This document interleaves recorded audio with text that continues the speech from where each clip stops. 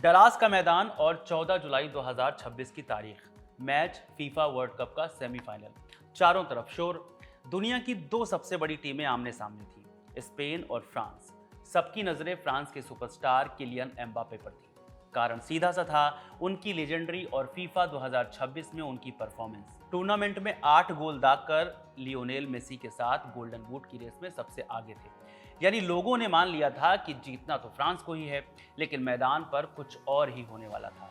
Match शुरू हुआ, France ने अपना अटैकिंग गेम शुरू कर दिया, लेकिन दीवार बनकर खड़े थे रोड्री। मैदान के बीच गेंद कहीं भी हो, ऐसा लग रहा था रोड्री हर जगह है, मानो खेल उन्हीं के इशारों पर चल रहा हो।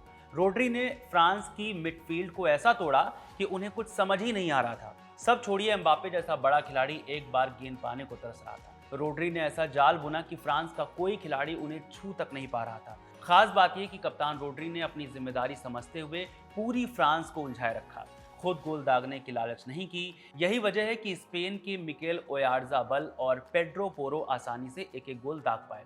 माने 90 मिनट का खेल खत्म होने तक स्पेन ने 2 गोल किए और फ्रांस ने एक भी नहीं। माने स्पेन ने ये मैच 2-0 से अपने नाम कर लिया और फीफा 2026 के फाइनल में पहुंच गए, जिसके हीरो बने रोड्री। फ्रांस की रणनीतियों को कैसे रोड्री अपनी फुर्ती और समझदारी से ध्वस्त कर रहे थे, ये फ्रांस के कोच डिडियर डेस्चैम्प्स के चेहरे पर साफ दिख रहा था। मैच खत्म होने के बाद दिग्गज ज़्लाटन इब्राहिमोविच ने कहा, वो एक ऐसा खिलाड़ी है जिसे बहुत ज़्यादा क्रेडिट नहीं मिलता, वो दिखाई नहीं देता, लेकिन उसने बैलन डियोर जीता है, जो रोड्री की पोजीशन पर खेलने वाले खिलाड़ी के लिए सामान्य नहीं है। आपको बता दें कि बैलन डियोर फुटबॉलर्स के लिए एक खास अवार्ड है, जो साल भर के बेहतरीन खेल को देखते हुए दिया जाता है। इस अवार्ड की शुरुआत फ्रांसीसी न्यूज़ मैगजीन फ्रांस फुटबॉल ने की थी। फिलहाल तो एम्बापे को अपने इशारों पर नचाने वाले रोड्री के बारे में जान लेना बेहद ज़रूरी है। फुटबॉल जगत में लोगों की जुबान पर एक शब्द है रोड्री, लेकिन इनका पूरा नाम है रोड्रिगो हर्नांडेज कांसाते। जन्म 22 जून 1996 को स्पेन के मैड्रिड में हुआ। बचपन बीता मैड्रिड के इलाके विलानुएवा डे लॉ कनाडा में। रोड्री को फुटबॉल खेलने में आसानी इसलिए भी हुई क्योंकि उनके पिता एंटोनियो खुद एक फुटबॉल खिलाड़ी रहे थे। फिर रोड्री को शौक भी फुटबॉल खेलने का था।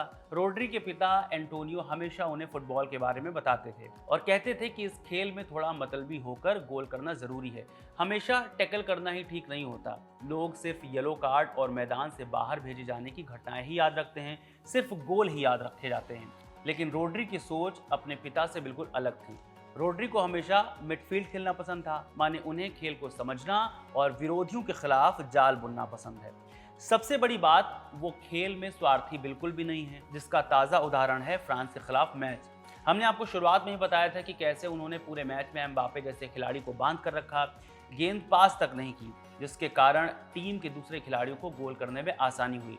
यानी इतने बड़े मंच पर रोड्री खुद गोल करके खुद को इतिहास में याद करवाने के लिए नहीं गए, लेकिन स्पेन के कप्तान रोड्री ने मिडफील्ड खेलकर जो करिश्मा किया कि लोग उनका नाम रटने को मजबूर हो गए हैं।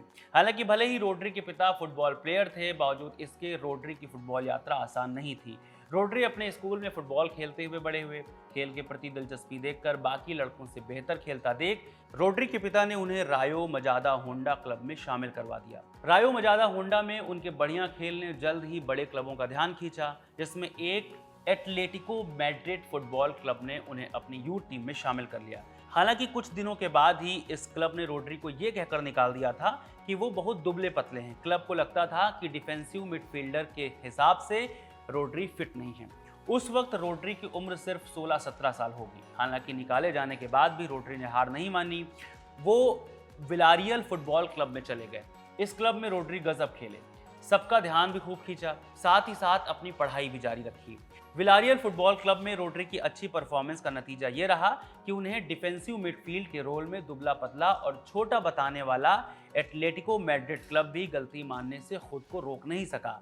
एटलेटिको मैड्रिड फुटबॉल क्लब ने रोड्री को वापस खरीदने के लिए 20 मिलियन यूरो खर्च किए, जो मौजूदा वक्त में भारतीय रुपयों के हिसाब से अरबों की कीमत है। वापस आने के बाद रोड्री को कोच डिएगो सिमोन के साथ काम करने का मौका मिला। डिएगो सिमोन अर्जेंटीना के दिग्गज फुटबॉलर रह चुके हैं। इनके बारे में कहा जाता है कि ये बहुत स्ट्रिक्ट हैं। रोड्री बताते हैं, पहले हफ्ते में तो उन्होंने गेंद को छुआ तक नहीं था, सिर्फ दौड़ना पड़ा था। सिमोन ने उन्हें मानसिक रूप से मजबूत बनाया। उन्होंने मुझे सिखाया कि कैसे बिना गेंद के भी मैच जीता जा सकता है। खैर, अच्छा खेलता देख मैनचेस्टर सिटी की नज़र भी रोड्री पर पड़ी। मैनचेस्टर सिटी ने रोड्री को 62.5 मिलियन यूरो माने भारतीय रुपयों के हिसाब से अरबों में साइन किया। ये साल 2019 था। तब रोड्री को मैनचेस्टर सिटी के कोच पेप गार्डियोला के अंडर में सीखने का मौका मिला था। गार्डियोला ने उन्हें सिखाया कि मिडफील्ड में अपनी जगह नहीं छोड़नी चाहिए। रोड्री जहां जहां गए उनका खेल निखरता ही रहा। कारण था उनका फुटबॉल आईक्यू। वो मैदान पर हमेशा सही जगह पर होते थे और विपक्षी खेमे के खेल को पहले से ही भांप लेते थे। शायद यही कारण है कि दिग्गज ज़्लाटन इब्राहिमोविच रोड्री के बारे में कहते हैं, रोड्री न सिर्फ अपने आसपास के खिलाड़ियों को जोश देते हैं, बल्कि वो अपनी नेतृत्व क्षमताओं के कारण मैदान पर किसी भी वक्त टीम को संकट से उबारने का भी काम करते हैं। दिग्गजों के पॉजिटिव कमेंट और अपने अच्छे खेल के साथ रोड्री आगे बढ़े और साल 2026 में अपना पहला फीफा वर्ल्ड कप खेला, वो भी एज ए कैप्टन। रोड्री के नेतृत्व में स्पेन ने 2026 वर्ल्ड कप के फाइनल में जगह बनाई है। सेमीफाइनल में फ्रांस के खिलाफ उन्होंने 87% पास सटीक दिए और मैदान पर सबसे ज्यादा दूरी 83.47 किलोमीटर तय की। उन्होंने एम्बापे को पूरी तरह खामोश कर दिया। एम्बापे ने मैच के बाद अपनी टीम की रणनीति और प्रदर्शन की आलोचना की। स्पेन के कोच लुइस डी ला फुएंते ने रोड्री और फैबियन रुइस की जोड़ी का बहुत अच्छे से इस्तेमाल किया। वैसे तो रोड्री को बहुत कूल और काम माना जाता है, लेकिन विवादों से पीछा वो भी नहीं छुड़ा पाए। फरवरी 2026 में टोटेनहम के खिलाफ मैच के बाद उन्होंने रेफरी पर पक्षपात का आरोप लगाया था। उन्होंने कहा था, मुझे पता है कि हमने बहुत ज़्यादा जीत लिया है और लोग नहीं चाहते कि हम जीतें, लेकिन रेफरी को निष्पक्ष रहना चाहिए। इस बयान के कारण रोड्री पर गलत व्यवहार का आरोप लगा। इस आरोप से पहले जब रोड्री ने 2024 में बैलन डियोर जीता तो रियल मैड्रिड के खिलाड़ी कार्यक्रम में शामिल नहीं हुए थे। इस पर रोड्री ने कहा था कि हारना भी सीखना चाहिए और वो दूसरों के फैसलों का सम्मान करते हैं। रोड्री की खास बात है कि मैच खत्म होने के बाद अकेले बैठकर पूरे 90 मिनट का वीडियो देखते हैं, माने अपने मैच का, और खुद का विश्लेषण करते हैं। रोड्री का मानना है कि जब आप मैच खेलते हैं तो एक्सपीरियंस अलग होता है, लेकिन वीडियो देखने पर आपको अपनी कमियां पता चलती हैं। हाल के मैचों को देखकर हम भले ही कह लें कि रोड्री मिडफील्ड में डिफेंसिव पोजीशन पर रहते हैं, हालांकि वो मौका पड़ने पर गोल के लिए भी जाते हैं। 2022-23 के चैंपियंस लीग फाइनल में उन्होंने ही एकमात्र गोल किया था। वो स्पेन के मिडफील्ड के मास्टरमाइंड हैं। अपनी इस सक्सेस में रोड्री को चोट का भी खूब सामना करना पड़ा, जिसमें सबसे बड़ी चोट लगी थी साल 2024 में सितंबर के महीने में। रोड्री को ये चोट मैनचेस्टर सिटी के लिए खेलते हुए लगी थी। उनके घुटने का एसीएल यानी एंटीरियर क्रूसिएट लिगामेंट टूट गया था, जिसके लिए उन्हें सर्जरी करानी पड़ी। इस बारे में रोड्री कहते हैं, चोट लगने के तुरंत बाद मुझे महसूस हुआ कि घुटने से कुछ बाहर निकल आया है। चोट इतनी गंभीर थी कि शुरुआती 1.5 महीने तक मैं ठीक से चल भी नहीं पाया था, क्योंकि मेरी मेनिस्कस में दिक्कत आ गई थी।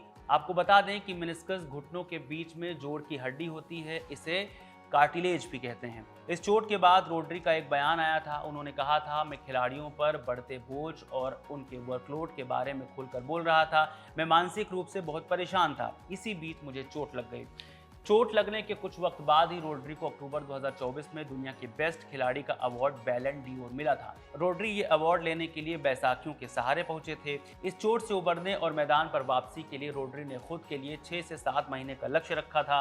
इसमें वो सफल भी हुए और मई 2025 में वापसी कर ली, बोर्नमाउथ के खिलाफ मैनचेस्टर सिटी की 3-1 से जीत के साथ। इसी वापसी मैच में रोड्री मैदान पर तब पहुंचे जब सिर्फ आखिर के 5 मिनट बचे थे, माने 85वें मिनट पर वे सब्स्टिट्यूट के तौर पर मैदान पर पहुंचे थे। रोड्री जैसे ही मैदान पर पहुंचे, पूरे स्टेडियम ने खड़े होकर रोड्री के लिए तालियां बजाई थी। इस वापसी और स्वागत के बाद रोड्री ने कभी पीछे मुड़कर नहीं देखा। उन्होंने अपनी टीम स्पेन का नेतृत्व किया और 2026 फीफा वर्ल्ड कप फाइनल में पहुंचे। अब स्पेन का फाइनल मुकाबला 20 जुलाई 2026 को अर्जेंटीना के खिलाफ है। अगर ये फाइनल स्पेन जीतता है तो उसे और रोड्री को सालों साल याद रखा रहेगा। अगर नहीं तो अर्जेंटीना लगातार दूसरी बार फीफा विश्व कप जीत लेगा।